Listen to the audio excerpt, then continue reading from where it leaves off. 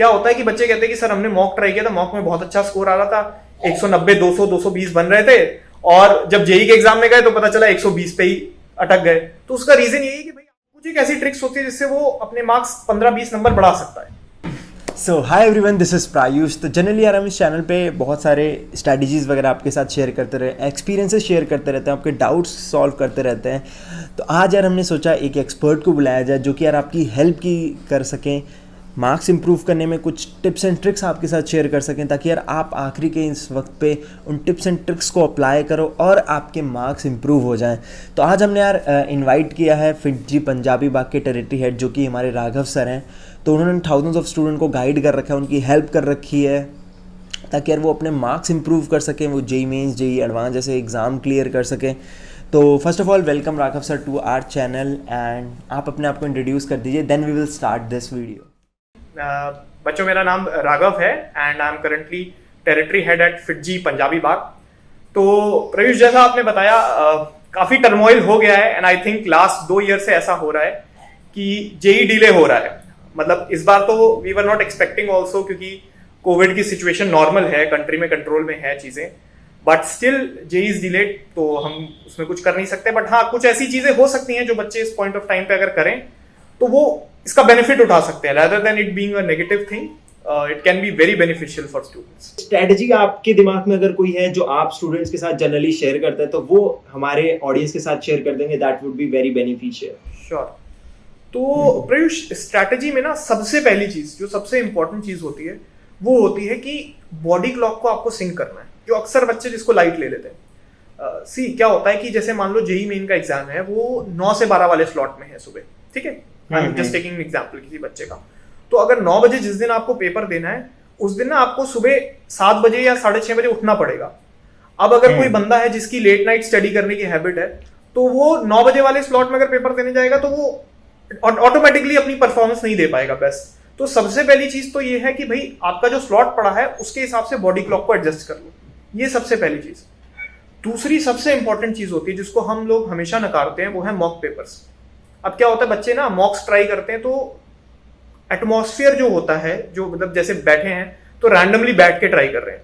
आपको जो mock test try करने हैं वो जेई मेंस के टाइम पे ट्राई करने हैं, पॉइंट नंबर 1, और एग्जैक्ट सिमुलेटेड एनवायरनमेंट में ट्राई करने हैं। क्या होता है कि बच्चे कहते हैं कि सर हमने मॉक ट्राई किया था, मॉक में बहुत अच्छा स्कोर आ रहा था, 190, 200, 220 बन रहे थे, और जब जेई के एग्जाम में गए तो पता चला 120 पे ही अटक गए। तो उसका रीजन यही है कि भाई आपने मॉक के टाइम पे ना एग्जाम एनवायरनमेंट को सिमुलेट नहीं किया था।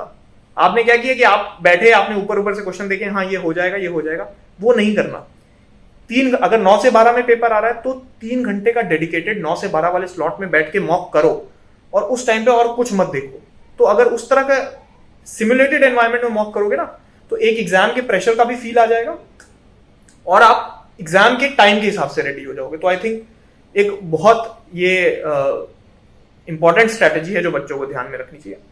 एंड इस चीज पे एक और चीज ऐड करना चाहूंगा मैं प्रयुष। क्या होता है कि बच्चे मॉक्स तो करते रहते हैं, ठीक है, बट आप देखोगे 90% स्टूडेंट जो है, जो मेरा एक्सपीरियंस बता रहा हूँ, एज एन एक्सपर्ट बता रहा हूँ, कि 90% स्टूडेंट ना उस मॉक को करने के बाद सिर्फ आंसर से की मैच कर लेते हैं। वो कभी भी अपनी गलतियों पे फोकस नहीं करते कि ये क्वेश्चन गलत हुआ या ये क्वेश्चन नहीं आता था तो क्यों नहीं आता था। तो Exactly. 3 घंटे का मॉक करने के बाद उस पर कम से कम 5 घंटे की एनालिसिस करना बहुत जरूरी है, ताकि ग्रेजुअली आप देखोगे कि 2 महीने के अंदर अगर आप एनालिसिस करते रहोगे ना, तो आपका स्कोर ग्रेजुअली बढ़ने लगेगा। अगर आप 110, 120 की रेंज में आ रहे हो तो विद इन 2 मंथ्स आप 170, 180, 200 तक की रेंज में पहुंच सकते हो, if you are doing mocks continuously.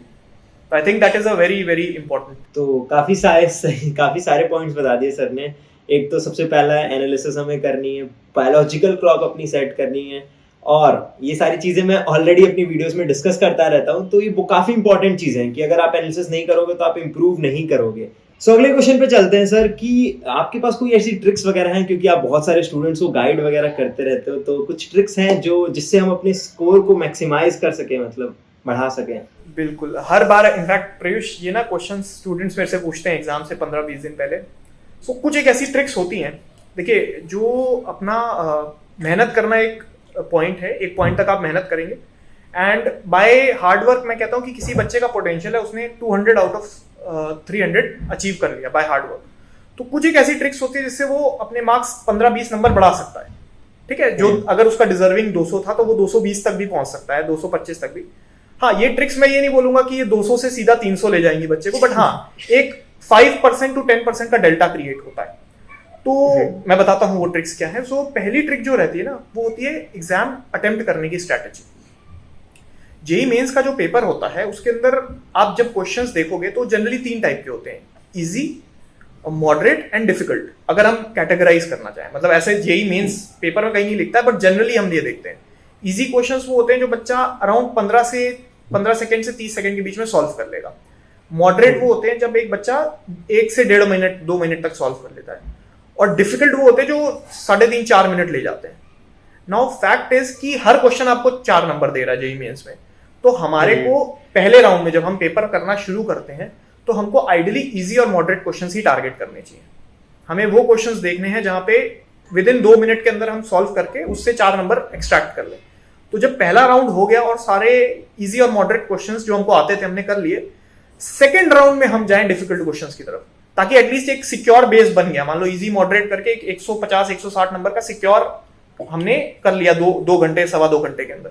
फिर लास्ट के 40-45 मिनट में टफ क्वेश्चंस अटेम्प्ट करके स्कोर बढ़ाना है हमें। तो एग्जाम अटेम्प्ट करने की स्ट्रैटेजी मैंने पिछले उसमें बताया था कि मॉक्स करते हैं, तो मॉक के टाइम ही डेवलप कर लेनी चाहिए ये हैबिट कि इस स्ट्रैटेजी से हम पेपर अटेम्प्ट करेंगे। जब आप मल्टीपल मॉक्स करोगे ना तो ऑटोमेटिकली एक स्ट्रैटेजी इवॉल्व होने लग जाएगी आपके मन में, ठीक है। तो ये तो एक बात हो गई, एक तरीका हो गया अटेम्प्ट करने का। सेकेंड थिंग इज कि मार्क्स कैसे बढ़ाने हैं। मतलब जो मैंने बोला कि एक डेल्टा 10% 15% का डेल्टा मिलता है, और ये मैं अपने एक्सपीरियंस से बढ़ा रहा हूँ, मैंने भी बढ़ाए थे अपने, and I like around 15 marks बढ़े थे मेरे। तो मैं इट इज बैक एक डेकेड बैक मैंने दिया था जेई मेंस का पेपर। तो इसको मैं बोलता हूँ कि कैलकुलेटेड गेस। तो अब जो मैं बोलने वाला हूँ शायद बहुत बच्चे इस पे डिसएग्री भी करें, बट क्या होता है किसी JEE Mains is a +4 -1 game, ठीक है।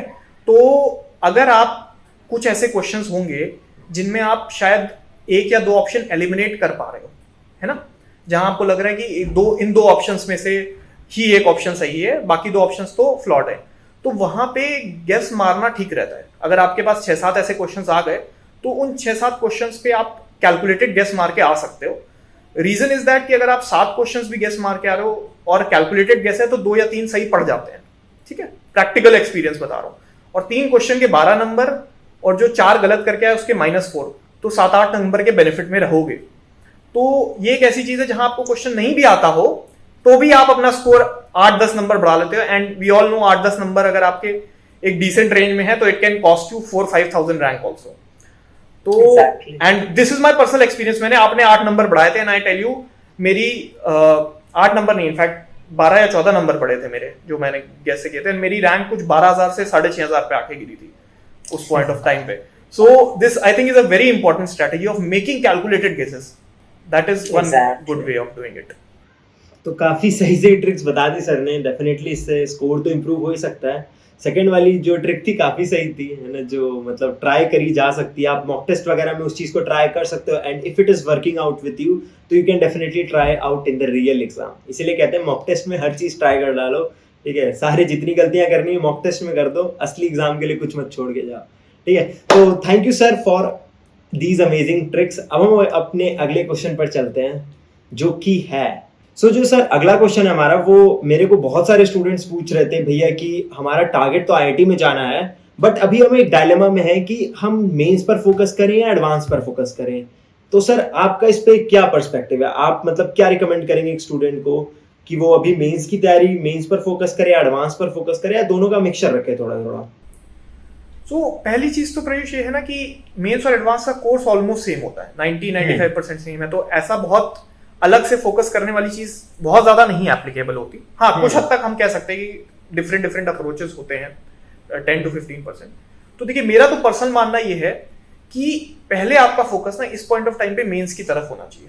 उसका रीजन ये है कि अगर आपका मेंस में लेट्स से आपने 99 या 99.5 या एक रिस्पेक्टेबल स्कोर मैं कहूं जो अचीव कर लिया, तो ऑटोमेटिकली आपका माइंड स्ट्रेस फ्री हो जाएगा। मेंस के पहले अटेम्प्ट में यही फोकस करो, क्योंकि यार मेंस से भी कुछ बहुत अच्छे कॉलेजेस मिलते हैं। तुम देखो, IIIT हैदराबाद हो गया, ठीक है, या फिर आप NIT वारंगल, NIT तिरुचि, बहुत अच्छे IIT के लेवल के कॉलेज है ये सारे, ठीक है। तो अगर एक रिस्पेक्टेबल स्कोर मेंस में हासिल हो गया ना, तो यू आर एटलीस्ट अश्योर्ड कि मैंने कुछ अचीव कर लिया है मेरे पास बैकएंड में एक अचीवमेंट है, उससे तुम्हारा एडवांस के लिए जो स्ट्रेस लेवल है ना वो ऑटोमेटिकली डिक्रीज हो जाएगा।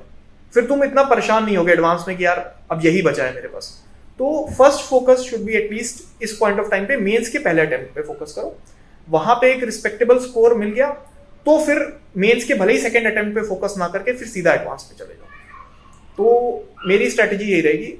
कुछ बच्चे ऐसे हो सकते हैं जो बहुत ही ज्यादा क्लियर हैं या जिनको पता है कि वो बहुत ही ज्यादा हाई स्कोरर्स हैं, तो उनके लिए वो फिर उतना कॉन्फिडेंस आपके पास, अगर आपके पास उतना कॉन्फिडेंस है कि यार हाँ ठीक है मैं आईआईटी निकाल ही लूंगा, तब आप डायरेक्टली एडवांस पे फोकस कर सकते हैं। But for general student I would say कि मेंस पे फोकस करके रिस्पेक्टेबल स्कोर लेके फिर एडवांस पे। और उससे कॉन्फिडेंस भी आपका बिल्ड हो जाएगा। एक बार आप मेंस में अच्छा स्कोर कर लेते हो तो आपको कॉन्फिडेंस अलग लेवल पे पहुंच जाता है कि भाई अब तो मैं कुछ भी कर सकता हूँ।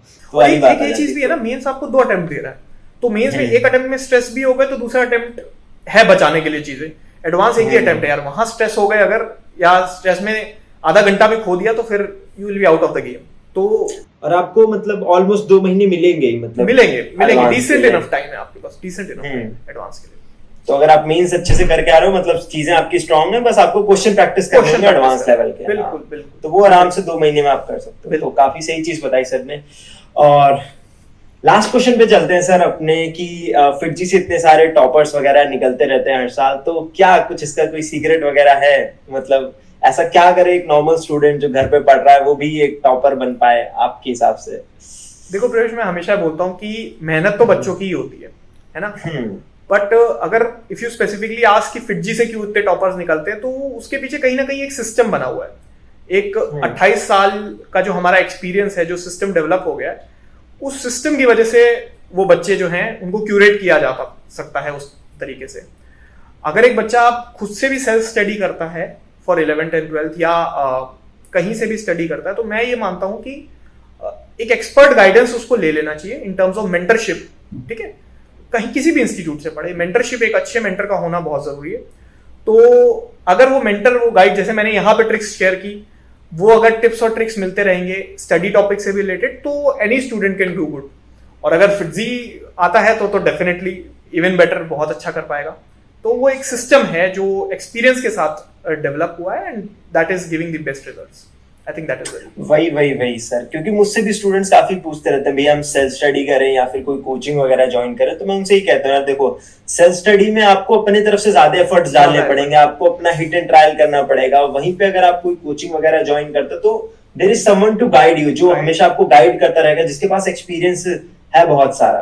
तो वो वहां से जो गाइडेंस मिलती है, जो आपने मेंटर वाली बात की, वो बहुत इंपॉर्टेंट होती है। मेरे लिए तो बहुत यूजफुल रही थी वो चीज। मैंने भी किसी कोचिंग से करी थी अपनी 11th 12th, तो वहां से बहुत हेल्प मिल जाती है। सो काफी अच्छा लगा सर आपसे बात करके, काफी सारी चीजें आपने शेयर करी हमारी ऑडियंस के साथ। So thank you sir very much for giving us your precious time. Thank you Prayush, thanks a lot, thanks for inviting me again. हमारे व्यूअर्स के लिए भी मैं बोलना चाहूंगा, I wish everyone best of luck.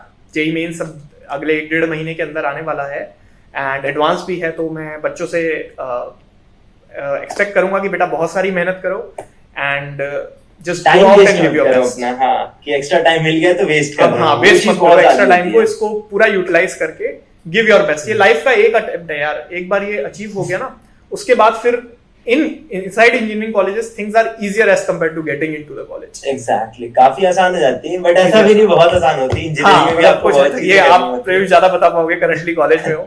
Exactly. तो बट हाँ, JEE से काफी चिल रहता है, काफी एंजॉय करते हो आप कॉलेज लाइफ अपनी, और अगर अच्छे कॉलेज में होते हो तब तो फिर आपकी कॉलेज लाइफ बहुत ही अच्छी होती है, और प्लेसमेंट की भी आपको ज्यादा चिंता नहीं पड़ती है। लाइफ की एक टेंशन कम हो जाती है आपको। हाँ exactly. So this was all for this session यार। अगर आपको सेशन से कुछ सीखने को मिला तो make sure to hit that like button and don't forget to subscribe this channel. Thank you guys for watching this session.